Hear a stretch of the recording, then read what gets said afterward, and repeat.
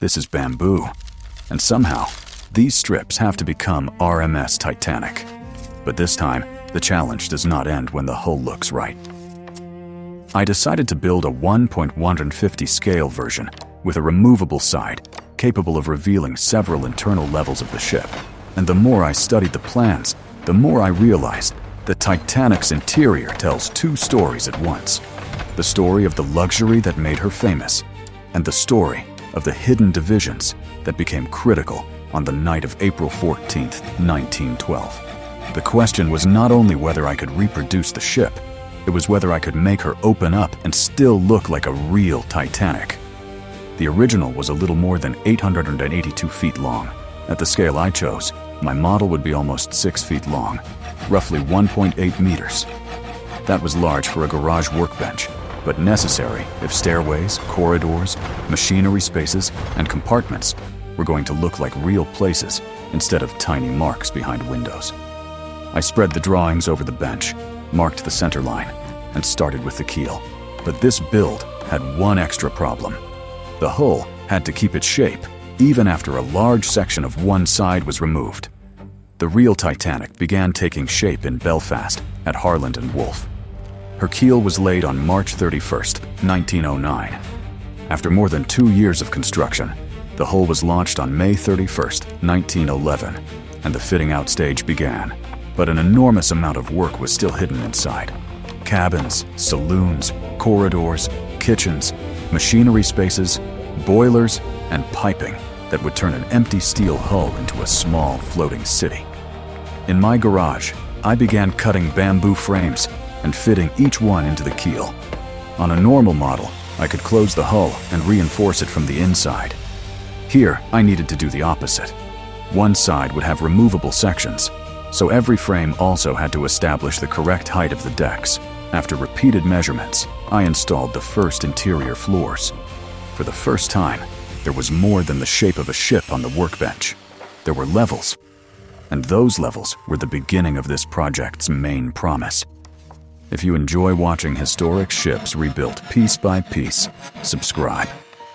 The exterior still has a long way to go, but what I really want to show only begins once we get through this wall. Before building the luxurious rooms, I started much lower. Titanic had 15 transverse bulkheads dividing the hull into major compartments. On the model, I made those walls from thin bamboo pieces set perpendicular to the keel. Visually, it did not look like the most spectacular part of the project. Historically, however, it may have been the most important. The compartment system was intended to limit flooding, but the bulkheads did not form completely sealed boxes all the way to the upper decks. When Titanic struck the iceberg and several forward compartments began taking water, the weight in the bow pulled the ship lower. As the water level rose, it could reach the top of some divisions and move into the next section. What looked like a simple series of walls in my model was one of the keys to understanding why the flooding kept spreading. Above those divisions, I began building the boiler and machinery spaces. Titanic used 2 large triple expansion reciprocating engines and 1 low-pressure turbine to turn 3 propellers.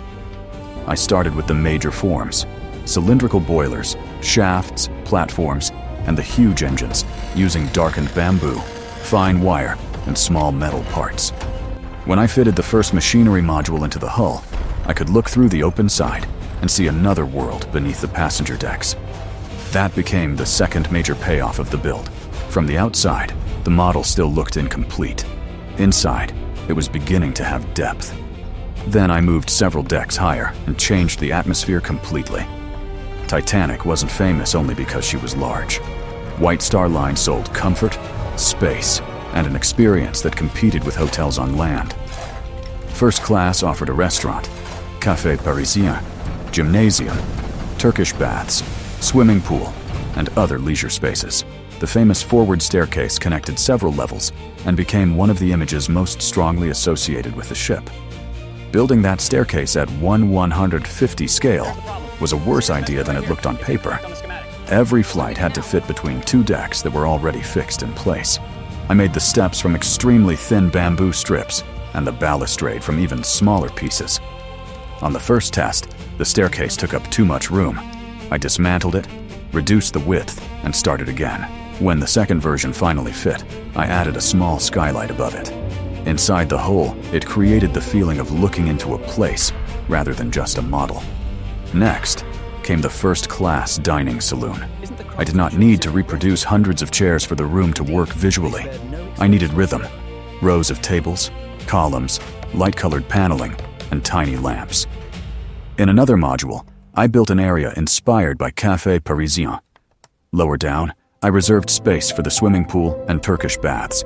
Just a few inches away from boilers and bulkheads were rooms designed to make passengers forget they were inside a machine crossing the Atlantic. And that difference did not stop with first class. Titanic carried passengers from different classes in separated areas with very different standards of accommodation. I did not want the model to become a showcase of luxury alone, so I also built simpler corridors and cabins. The interior began to show what the exterior hides. People were traveling on the same ship, but they were not experiencing the same life on board. If you could choose only one space to see in detail inside this model, which would it be? The grand staircase, the engine room, the swimming pool, or a third-class cabin? Tell me in the comments, and share this video with someone who would enjoy exploring Titanic from the inside. Only after much of the interior was installed did I begin closing the other side of the hull. I used long bamboo strips, bent and sanded, until they formed the bow and stern.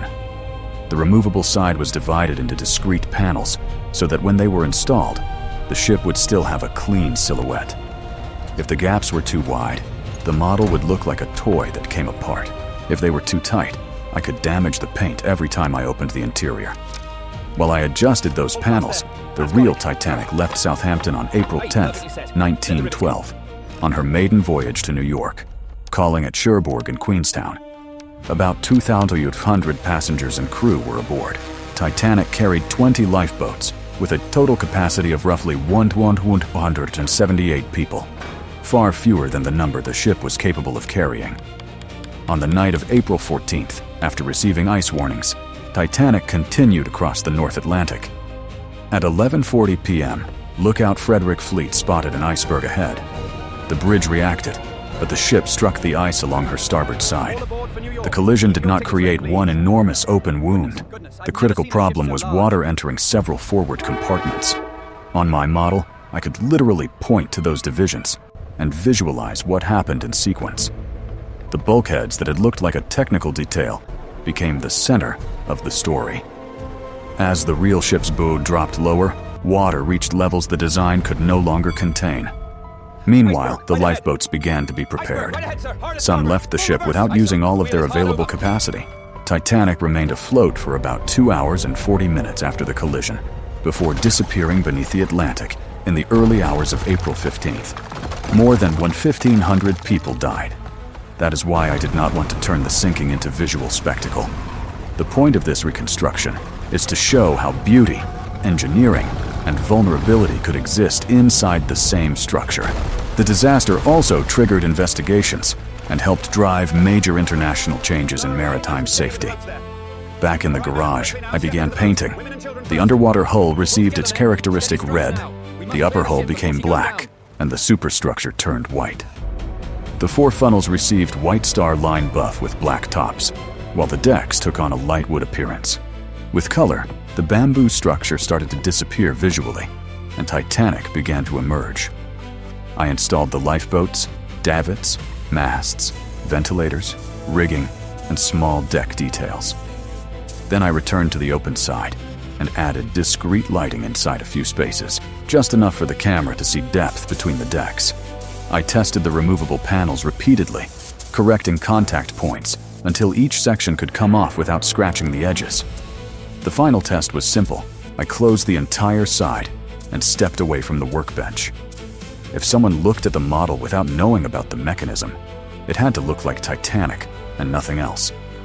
The long black bow, white superstructure, 4 funnels, and detailed decks had to work as one clean silhouette. Only then did I remove the panels, and that was when the project finally showed why I had chosen to build it this way.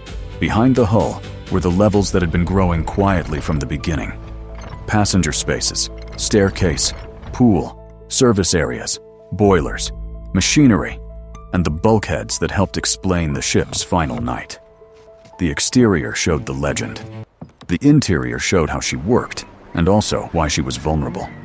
More than a century later, Titanic remains on the bottom of the Atlantic, and the wreck site is treated as a maritime memorial. This model is not meant to turn that tragedy into decoration. What I wanted was to open the structure, connect engineering with human spaces, and remember that for a few days, this icon was a place where thousands of people worked, traveled, ate, slept, and expected to reach New York. If you enjoyed watching Titanic emerge from bamboo and then open up from the inside, subscribe to follow the next build, and choose the next ship. Which historic vessel should appear in this garage after Titanic? Leave the name in the comments and share the video with someone who would also like to look beyond the hull. Because sometimes the most impressive part of a ship is not what we can see from the outside. It is everything that was hidden inside.